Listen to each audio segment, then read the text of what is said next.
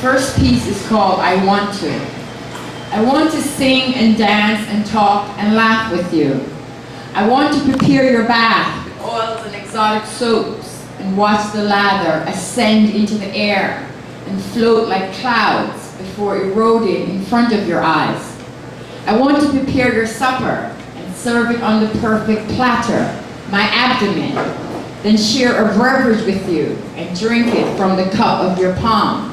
And if you want, I will read and sing and dance for you, but only if you choose.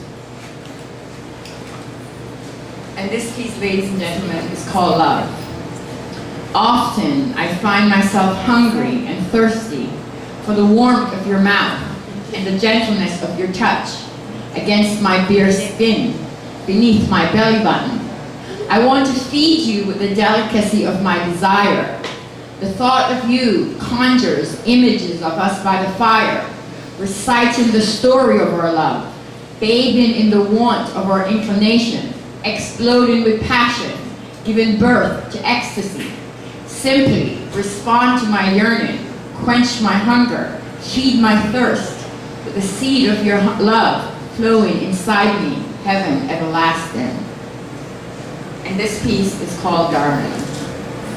When I am apart from you, those memories of the moments spent together, laughing, talking, exploring, and making each other happy, erode the emptiness I would otherwise feel. Your touch is intoxicating. It elevates me to the peak of gladness, and I find I'm experiencing my wildest dreams. After the last ray of the citrine sun has descended into the west, prompting the crimson moon to give light to the one sapphire sky now darkened by dusk, our love abides supremely.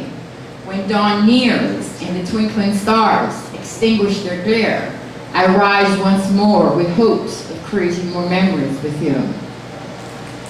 And ladies and gentlemen, as we all know, love sometimes fails, and when it fails, sometimes we pine. And so this piece is called You, Me, Forever, and this is my pining piece that I wrote during that period. And so it reads, when night falls and I am alone without you, the sound of silence awakens your absence and unleashes my desire to be near you. I lie in our corner of the spacious room, gazing at an empty bed. It is where I always found you.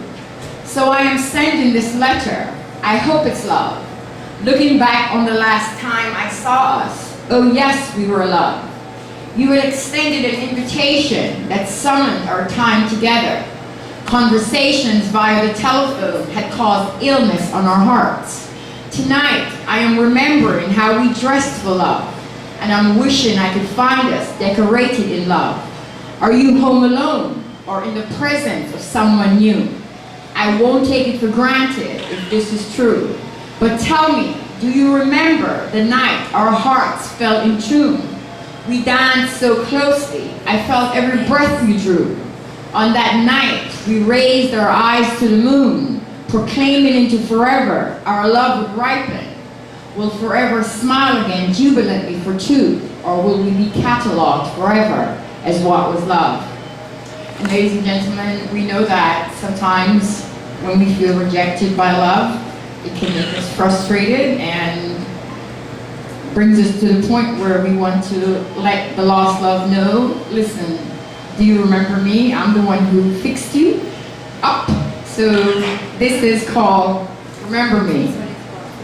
Do you remember me? The voice on the telephone you said you would die for.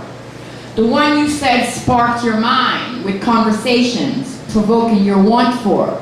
The hands that stroked your muscles, providing a cure for. The lips that soothed and satisfied your craving for. The one who willingly stood in the shadows while you searched for. The heart that welcomed you home after you lingered around doorways designed for. The one that restored your confidence with reasons to live for.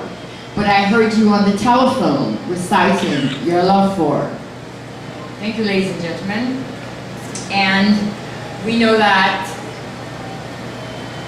in order to love and be loved, that we should first seek love within ourselves, and it's paramount that we do that. So this piece is my effort for the lost, the mourning lover, finding her true love within herself, and it's called My Soul. I walked by the river and thought I saw my soul drowning from being left alone. In a panic, I dove in to collect the sagging load, when suddenly a force reached out and said, "For it do not mourn. Don't try to retrieve it. It is not your soul, only the carved portions that were unhealthy and worn. I am inside you, still caring and warm, aligned with tranquility and confidence to move on." And ladies and gentlemen, we know that in order to move on, we need to spend time with ourselves and get in touch with who we are in order to come to a place of peace and contentment within. And so this piece is called Time Alone.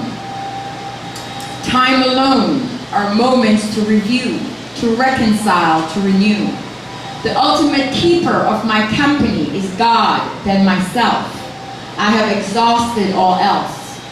Like the morning sun, I rise to meet the challenges of life without fear, hesitation, or inhibitions.